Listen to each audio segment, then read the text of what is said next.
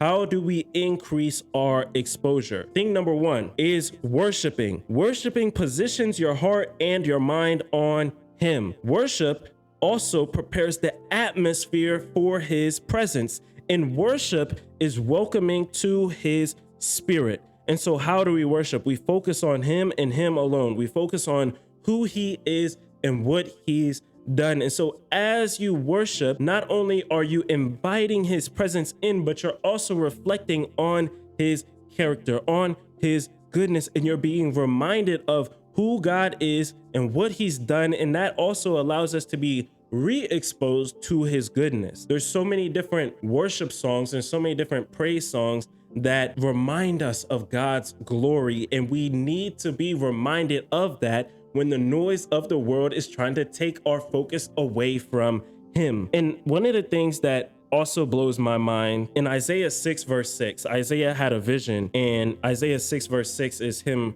writing about his vision. And in his vision, he saw angels, and he said the angels had 6 wings, and 2 of the wings that they had were to cover their eyes, because these angels were in the presence of the Lord, and the angels were saying, holy, holy, holy. I'm bringing that up because we serve a God who has angels who solely worship Him. We serve a God who has angels who have wings to cover their eyes so they're not blinded by His beauty and by His glory. We serve a God who has angels at all time worshiping Him because of how good He is. And yet, sometimes we as Christians will only feel comfortable enough to worship Him on Sundays. We'll only feel comfortable enough to worship Him on the way to church, but we won't even feel comfortable enough to worship Him on the way after church because we're so focused on what? Sunday brunch. We're so focused on going to the grocery store. We're so focused on all these other things that